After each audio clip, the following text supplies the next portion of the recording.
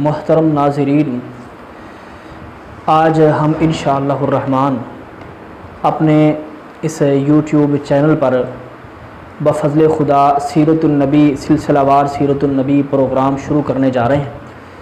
آپ میرے پیچھے جو بینر لگا ہوا ہے، پینا فلیکس ہے، اس کو دیکھ کر بھی آپ کو معلوم ہو رہا ہوگا کہ آج کا پروگرام کس عنوان پر ہے۔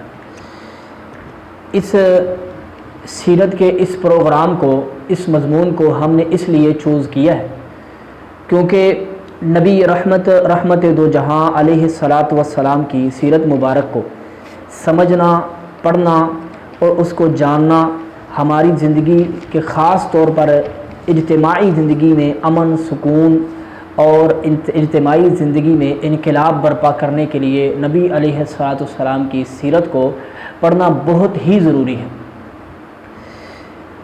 سب سے پہلے آج میں اپنے سامعین کے سامنے جس پروگرام پہ، جس موضوع پہ بات کرنا چاہ رہا ہوں وہ ہے کہ ہم سیرت کا مطالعہ کریں تو کیوں کریں، یعنی اس کی اہمیت کیا ہے، اس کی ضرورت کیا ہے۔ ٹھیک ہے، آج انسانیت جس دہانے پر پہنچ چکی ہے، جس موڑ پہ انسانیت پہنچ چکی ہے، لوگ بہت زیادہ ایڈوانس ہو چکے ہیں۔ بغیر دلیل کے، خاص طور پر وہ طبقہ جو پڑھا لکھا طبقہ ہے اس دور کا، اس کو بغیر دلیل کے بندہ قائل کرے، یہ بڑی مشکل کی بات ہے۔ اور پھر ظاہر سی بات ہے کہ کوئی بندہ اگر کوئی چیز ضروری نہیں ہے، اس کی اہمیت نہیں ہے، ٹھیک ہے، اس کی بندے کی زندگی میں کوئی اس کا حصہ نہیں ہے، تو اس کے لیے اپنا وقت، ٹائم ضائع کرے تو کیوں کرے۔ اور دوسری بات یہ ہے کہ انسان حیوان نہیں ہے، جانور نہیں ہے کہ جس کے پیچھے ایک بندہ 200-300 جانوروں کو ایک عصا لے کر، ایک سوٹی لے کر اس کے پیچھے اس کو ہانکتا پھرو، جدھر کو مرضی لے جائے۔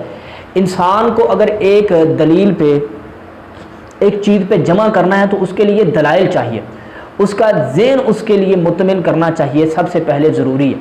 تو اس لیے سیرت النبی کی کہ اس عنوان کو سمجھنے، پڑھنے کی اہمیت کے لیے قرآن و احادیث سے سب سے پہلے انشاءاللہ دلائل پیش کریں گے، پھر انشاءاللہ سلسلہ وار اللہ کی رحمت سے سلسلہ وار ہم سیرت النبی پروگرام کو اپنے سامعین کے سامنے رکھیں گے۔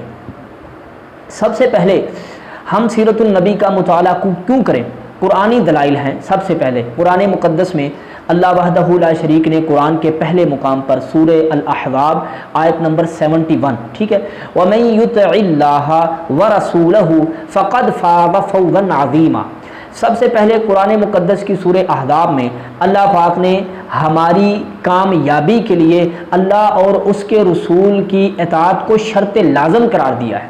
ٹھیک ہے جی، قرآن کو سمجھنا، جو میں آیت پڑھی ہے، یہ اس آیت میں سیرت النبی کو پڑھنے کی اہمیت پنہا ہے، موجود ہے۔ ٹھیک ہے، اللہ پاک فرما رہے ہیں وَمَن يُطِعِ اللَّهَ وَرَسُولَهُ، جس نے اللہ اور اس کے رسول کی اطاعت کی، فرما برداری کی، یعنی جس طرح اس کے رسول نے زندگی بسر کی اسی طرح چلتا رہا، اطاعت و فرما برداری کرتا رہا، اس کے نقشے قدم پر قدم رکھتا رہا، فَقَدْ فَازَ فَوْزًا عَظِيمًا، تو پس وہ بندہ کامیاب ہو گیا، بہت بڑی کامیابی۔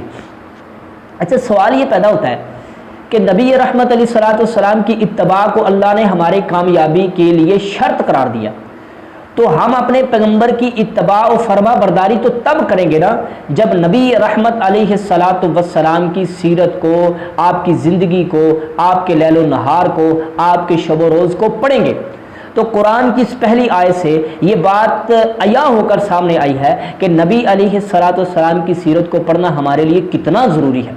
اب قرآن کی دوسری بات، نبی رحمت علیہ الصلوۃ والسلام کی سیرت کو پڑھنے کی اہمیت پر قرآن کی دوسری آیت سورۃ النساء آیت نمبر 80، ٹھیک ہے، 80، آیت نمبر 80، وَمَن يُطِعِ الرَّسُولَ فَقَدْ أَطَاعَ اللَّهَ۔ سب سے پہلے یہ بات اپنے ذہن میں رکھ لیں، اپنے ذہن میں اس کو مضبوطی سے راسخ کر لیں کہ ہماری اخروی کامیابی صرف ہمارے اللہ کی اطاعت کے تحت ہے، یعنی اگر ہم آخرت کی زندگی میں کامیابی حاصل کرنا چاہتے ہیں تو اللہ کی اطاعت کرنی پڑے گی۔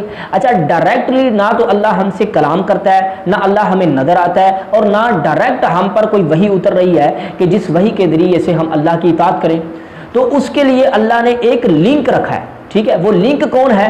ہر دور میں اللہ کا نبی ہوتا ہے، اللہ کا رسول ہوتا ہے. تو ہمارے دور میں کون نبی ہے، کون رسول ہے؟ محمد الرسول اللہ صلی اللہ علیہ وآلہ وسلم. اللہ فرماتے ہیں جس نے رسول کی اطاعت کی گویا اس نے اللہ کی اطاعت کی، اور اللہ کی اطاعت ہماری اخروی زندگی میں کامیابی کے لیے شرط ہے. ٹھیک ہے، تو پھر یہ بات عیاں طور پر سامنے آتی ہے کہ رسول کی اطاعت و فرما برداری ہوگی تو تب ہی اللہ کی اطاعت و فرما برداری ہوگی، اور رسول کی اطاعت و فرما برداری تب ہوگی جب ہم رسول اللہ صلی اللہ علیہ وسلم کی سیرت کو پڑھیں گے، سمجھیں گے اور اس کے لیے ٹائم اور وقت نکالیں گے. اور قرآن مقدس میں یہ جو تیسری دلیل ہے یہ بھی آپ کے سامنے پڑھنا چاہ رہا ہوں. ٹھیک ہے جی، سورہ آل عمران آیت نمبر 31 آیت نمبر 31 سورہ آل عمران. ٹھیک ہے جی، اللہ پاک نے کیا فرمایا؟ قل، اے میرے محبوب علیہ السلام کہہ دیجئے، ان کنتم تحبون اللہ، اگر تم یہ چاہتے ہو کہ اللہ تمہارے ساتھ محبت کرنے لگ جائے، یعنی تم اللہ کے محبوب بندے بن جاؤ، اللہ تمہارے ساتھ پیار اور محبت کا رشتہ استوار کر لے، تو پھر کیا کرنا ہے؟ فتبعونی، میری اتباع کرو. اب دو لفظ ہیں، ایک ہے اطاعت، ایک ہے اتباع. اطاعت جو ہے وہ تو فرض ہے. ٹھیک ہے، اس میں تو کسی قسم کی کوئی گنجائش نہیں ہے.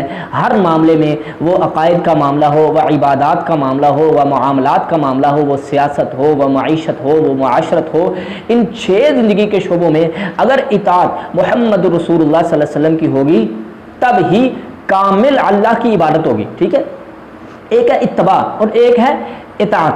اطاعت تو فرض ہے. اتباع یہ ہے کہ جس بات میں نبی رحمت علیہ السلام نے حکم نہیں دیا لیکن آپ نے وہ عمل کیا ہے، لیکن اللہ کے محبوب علیہ الصلوۃ والسلام کے نقشے قدم پہ چلتے ہوئے آپ کی محبت میں اسی کام کو کرنا کہ جس کام کو نبی رحمت علیہ الصلوۃ والسلام نے کیا، اس کو کہتے ہیں اتباع. اچھا، یہاں پر مثال کے طور پر ایک میں آپ کے سامنے جو ہے نا واقعہ پیش کر دیتا ہوں. حضرت ابو ایوب انصاری رضی اللہ تعالیٰ نبی رحمت علیہ السلام کے مہمان تھے، میزبان تھے نبی علیہ السلام کے مدینہ میں. آپ کی خدمت میں ایک دن کھانا پیش کیا گیا، نبی رحمت علیہ السلام کی خدمت میں ایک دن کھانا پیش کیا گیا، آپ نے وہ کھانا تناول نہیں کیا. ٹھیک ہے، حضرت ابو ایوب فرماتے ہیں میں بڑا خوف میرے دل میں ہوا اور میں نے کہا کہ اللہ کے پیغمبر علیہ السلام کے کھانا اچھا نہیں بنا تھا، کیا مسئلہ ہوا ہے؟ تو آپ نے فرمایا کہ کھانے میں لہسن تھا، اس لیے میں نے کھانا پسند نہیں کیا، لہذا میں نے کھانا اس لیے نہیں کھایا. تو اب یہ بات ذہن میں رکھ لیں کہ لہسن حرام نہیں ہے، لہسن حرام نہیں ہے، یہ بات ذہن میں رہے. لیکن پھر بھی نبی رحمت علیہ الصلوۃ والسلام کی اس سنت اور اس بات پر عمل کرتے ہوئے، اس بات کے ساتھ محبت کرتے ہوئے حضرت ابو ایوب انصاری رضی اللہ تعالیٰ فرماتے ہیں کہ آج کے بعد میں بھی اپنی زندگی کے آخر تک جو ہے لہسن اپنے کھانے میں بالکل استعمال نہیں کروں گا. تو یہ ہے اتباع. ٹھیک ہے، ایک واقعہ اور میرے ذہن میں آ گیا. حضرت انس بن مالک رضی اللہ تعالیٰ انس بن مالک وہ صحابی ہیں کہ جنہوں نے نبی رحمت علیہ السلام کی 10 سال مسلسل خدمت کی ہے. ٹھیک ہے، دن اور رات ایک کر کے. فرماتے ہیں ایک دن نا نبی رحمت علیہ الصلوۃ والسلام کو ایک جگہ پہ نا کھانے کے لیے بلایا گیا، دعوت، اور کھانا جو پیش کیا گیا نا وہ سالن کس چیز کا تھا، اس میں کدو بھی تھا اور اس میں جو ہے نا وہ شاید گوشت بھی تھا. تو حضرت انس رضی اللہ تعالیٰ فرماتے ہیں کہ نبی رحمت علیہ الصلوۃ والسلام میں نے دیکھا کہ آپ وہ سالن سے نا کدو کے جو ٹکڑے ہیں نا وہ اٹھا کے کھا رہے ہیں. حالانکہ نبی رحمت علیہ السلام نے حضرت انس رضی اللہ تعالیٰ کو کوئی کدو کھانے کا حکم نہیں کیا، لیکن آپ کی اس سنت پہ، اس عمل کو دیکھتے ہوئے پھر حضرت انس فرماتے ہیں، انس بن مالک رضی اللہ تعالیٰ کہ میں بھی پھر ساری زندگی جو نا اس چیز کو پسند کرتا رہا کہ کدو کو زیادہ میں کھاؤں اور کدو کو پسند کروں کیونکہ نبی علیہ الصلوۃ والسلام کو پسند تھا. تو یہ میں نے صرف 2 مثالیں بیان کر کے آپ کے سامنے یہ بات رکھی ہے کہ اتباع اور اطاعت میں فرق کیا ہے. ٹھیک ہے، تو اللہ پاک فرماتے ہیں. اچھا، ایک بات یہ ذہن میں رکھیے، اس آیت میں آئی اللہ کی محبت. اچھا، اللہ کی محبت کوئی نفلی چیز نہیں ہے کہ اللہ کی محبت حاصل ہو جائے کوئی نفلی بات ہے. اللہ کی محبت کے بغیر ہم کامیاب نہیں ہو سکتے. اللہ کی محبت کے بغیر جنت میں جانا مشکل ہے.